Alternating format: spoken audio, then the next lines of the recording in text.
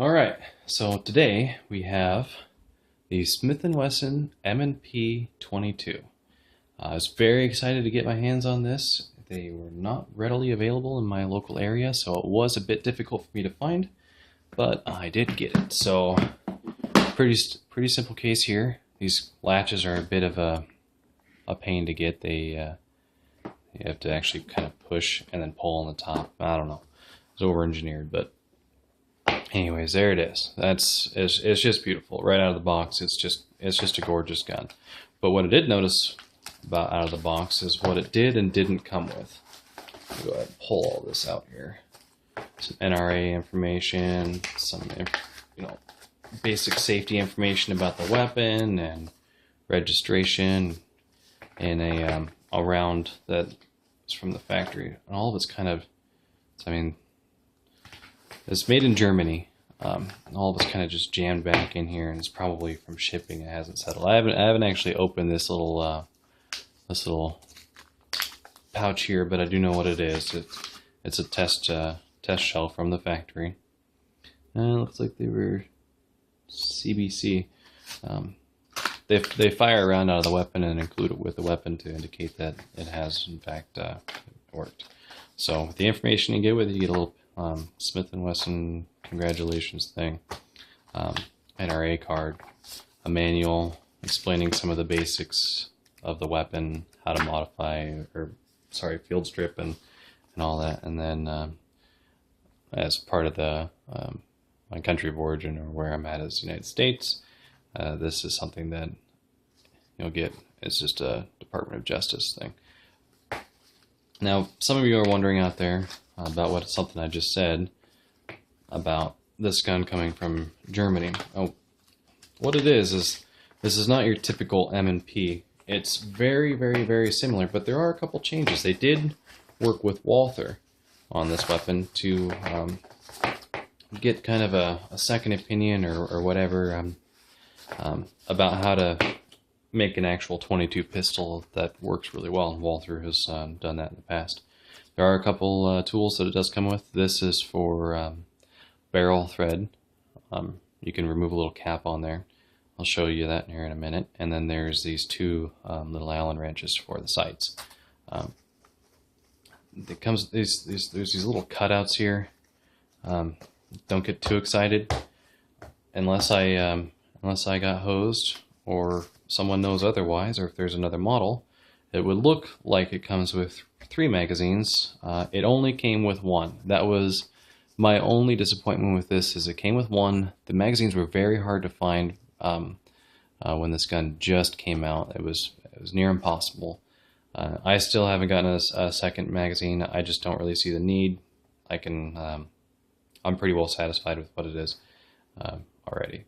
This is a little barrel stop that comes with almost all firearms. So let's get to the actual weapon itself. Let me do a quick little check here, make sure that there's nothing going on inside the chamber there. Let's get some close-ups of the weapon. I'll get as close up as I can here. So the one thing I noticed I thought was kind of funny is it is stamped with all sorts of logos. And I don't know if you could see that very well, but it does say Carl Walther, ULM/DO M&P22 Cal. And it does say made in Germany actually on the weapon. But continuing with a little bit of close-ups on it, it's a very elegant weapon. I really think that they hit the mark on this. It looks great, it feels great, everything about it, you can tell that they put a lot of thought into this. This is just a great overall weapon. Everything is reversible. There's the mag release right there, and that is reversible to this side as well. Let me actually take the magazine out of it and show you that. This is a 12 round magazine, which is pretty good for considering that most of your 22 pistol magazines are going to be 10 rounds. And so having 12 is great. I really don't understand why, and it's probably some sort of compliance thing, some sort of federal regulation, why they have such an opportunity here to do a double stack magazine. I mean, they could make this 25 rounds. It might be a feeding problem. I'm not a designer of these weapons. I'm just a consumer of the product, and I'm a happy consumer at that. You can take this apart. I'll show you that. I'm trying to be as thorough as possible, so for those of you who don't care, go ahead and fast forward or skip forward. You press a little pin in here. Let's see if I can get this to zoom a little better. Go ahead and, oops. Once the pin is pressed, you can slide this plastic piece off. It was working fine for me when I wasn't on video, huh? Go figure. Slide that off, and there'll be a little stop here. The stop is not connected to the spring in any way other than just the fact that it has this little piece of plastic here. So this all slides out, and then that is free to go down to the bottom, where you can remove this little pin. I'm going to be kind of gentle because I really don't want to spend a whole lot of time putting this back together. It may take me a minute, but and you can get the rest of it out.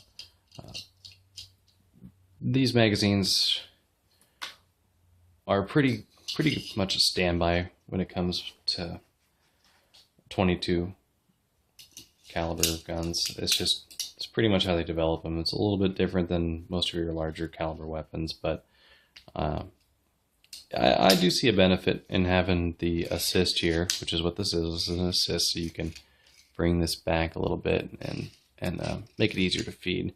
However, I don't think that the springs are hard enough that you would really need that. But anyways, it is what it is. It's just a magazine. It would normally fit there. That's why I got all excited. I thought, oh man, yeah, I'm gonna get 2 or 3 magazines with this thing. That'll be great. Nope, just one. So that's again my only complaint. So on to the actual weapon itself. Just go over some of the features, point them out to you. Here is a tactical rail for mounting flashlights and lasers and whatever people want to put on here. The gun is nearly the exact same size as the normal M&Ps. It feels really good in your hand. If you shot the M&P9 or the, I think they refer to it as M&P40, they're great shooting guns. They feel really good. It's just overall a great system. So you have a Glock-esque safety here. It's actually built onto the trigger. You can see when the trigger is a 2-piece, once the bottom piece has been engaged, it does allow for the trigger to go forward. And you'll notice that I cannot fire this weapon. This weapon is will not fire, unless of course you modified it, without the magazine inside of it. You have your magazine release here. You have your slide release here. The slide release is already on both sides, which I find is pretty cool. I am right-handed, so it doesn't really matter to me, but maybe I have a left-handed friend or two, and that'll appeal to them. The safety is kind of big. It's kind of clunky. It seems kind of out of place with everything else being, nice and well thought out and smooth. It just seems kind of a strange safety to have on the gun, and it does add a bit of bulk. It really does. I mean, you can see it just the wings out right there, and it'll give you a little picture, a little sight picture. This is the standard sight that comes on the gun. I have not changed anything on this gun. This is basically how it comes out of the box. I haven't had a long enough to change it. Nice serrations here on the side. That really feels good. Again, with it being a 22, it doesn't really have a very strong spring inside, so these serrations are probably a little bit more than you need. But hey, it doesn't slow down or affect anything, so might as well have them. The reason why I grabbed this bag is these Allen wrenches actually fit. One fits in there, and one fits in here for adjusting your sights. And there is a windage adjustment there, so you can go ahead and move that off to the right, to the left, if you're throwing your rounds a little bit. Again, I think people are quick to adjust their sights on their pistols, blaming their pistol, when I think it's actually the user. And nobody wants to hear that, but I really think that it's true. So the weapon cocks really easy, really smooth. The Smith & Wesson M&P line is all strike fires but this, and that's one of the reasons why they got with Walther, is so they could determine a system that would be a little bit better for the 22 caliber. With this weapon, you don't have to engage the trigger or anything like that, or you just have the magazine out.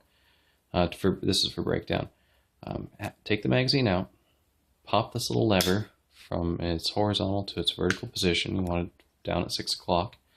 Pull it out towards you. That's about as far as you're going to want it out. It's about a half inch or so. If you pull it out anymore, which you're not supposed to be able to, you can actually pull it all the way out, and you have to turn it to 9 o'clock to get it in, and then you have to turn it back up to 6 o'clock to get it the rest of the way in, and then turn it over. But I haven't had that complication yet, so I'm pretty lucky. But once you have this pin out all the way, you pull the action all the way back and lift, and it just simply pops right off. You bring it back forward, and you'll have taken the whole top part of it off. The barrel is fixed to the bottom part of the weapon. It's a 22. It's gotta work a little bit differently because there's not as much going on with it. I don't think there's enough. I don't know. I'm not gonna speculate.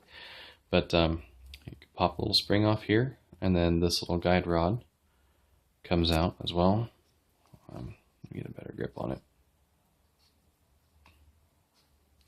Well, anyways, it's just a guide rod. It fits in there. They pack a lot of grease in this gun when they ship it, and that's fine with me. It works. It worked right out of the box. I mean, I ran a little bit of cloth through it and gave it a little bit of oil, but I don't think it really needed it. This is the hammer you see now here. I'll make it go forward with by inserting the magazine. If you look down here, you'll see what I was talking about earlier with the pin, the magazine not being able, or the gun not being able to function without the magazine, or the weapon not being able to function without the magazine, is because there's a little pin right there.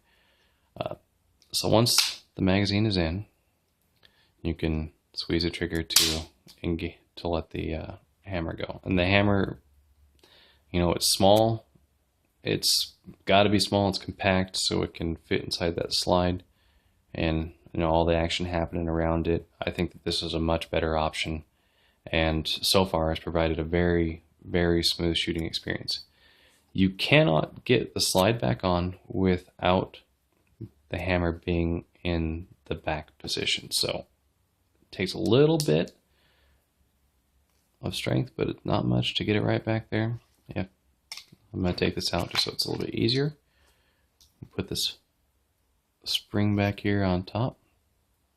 The spring will catch in a little hole that's designed for it, and you'll basically reverse the step you did to take it apart. I did notice, however, once you get back here, it kind of tends to stick like it just did there. It's not the weapon's fault. It's just the fact that I have it a little bit out of alignment, but as you can see, it's fixed. And this pin just pops right in, and then with a tiny little nudge, it kicks right back into place. So that feels just, the takedown feels great. I had a Beretta Neos was my 22 target pistol before this. I'm not saying that this is a target pistol, it really isn't. I would say that this is mainly used for training purposes, so you can match your experience to a larger sized gun, like a Glock or a Beretta or whatever, or SIG. Or even better, the Smith & Wesson M&P, so you can be more comfortable with what you're shooting. But this gun's, in my eyes, mainly made for the people who really want to weed out anything that they're doing wrong with their grips, or how they're squeezing the trigger, or pulling the trigger, however you want to refer to it. It's great for just getting a good aspect of what you're doing wrong. It's kind of why I bought it, because I kept throwing my rounds down to the left. It's indicative of either fingering or anticipating recoil. But so I want to show you a little bit here about the barrel. I mentioned it earlier, was a threaded barrel. Unless you want to unless you want to pay a lot of money, it's pretty much useless. Or if you want to, commit a felony, I think it's a felony, to put a suppressor on here. But they do give you a key for removing that. I've never taken this off. I'm not going to take it off now. I just don't really see the need for it. But that is a threaded barrel, something I didn't know about when buying the weapon. These releases are very touchy. I mean, I just barely touched it and it went, which I think that they streamlined a lot of how this action moves based on the fact that it's a 22 and 22s don't have a whole lot of kick, so there's not a whole lot to move it back. This is the upper part here is aircraft aluminum. It is not steel. It is not iron. It's not a mix or anything like that. It's aircraft aluminum, and I think again is because it's a 22.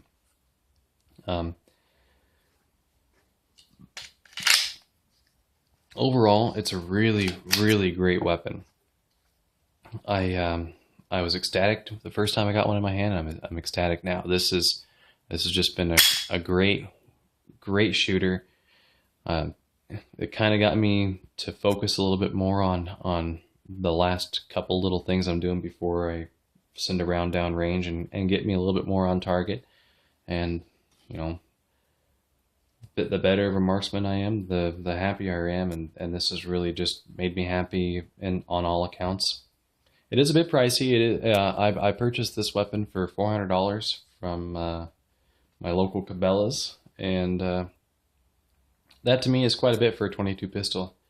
You can get other 22 pistols all day long, $300 in the same region I'm in, and $350 for a fairly decent one. So $400 is a bit out of the range.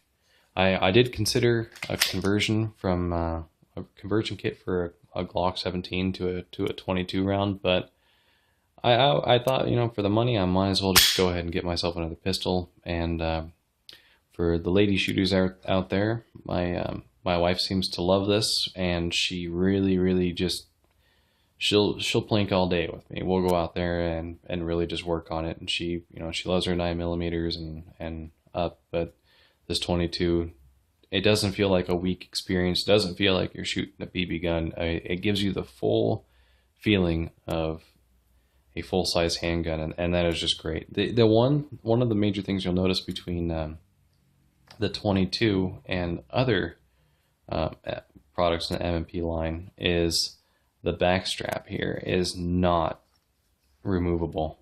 It's a little bit smaller than the medium size and a little bit larger than the small size that comes with the rest of the M&P line. But I'm a fairly good sized guy, and it just feels perfect in my hand. And that's a lot of what reasons why people, or motivations for people buying a weapon is just how it feels in your hand. And this just happens to feel really good in my hand, and it just overall I really don't have any complaints. Other than the fact that it could have came with a couple extra mags. They're not super hard to find anymore. You can find them on Smith & Wesson's site. They're $32. For the lifetime of the gun, I don't think the magazine will have any malfunctions as well. So I hope you enjoyed this video, and if you would like any further detail aspects of this weapon, or any other weapons I may have, feel free to send me a message, and I'll try, unless I get flooded with requests, to fulfill anything that anybody may have. Always be safe out there, and happy shooting.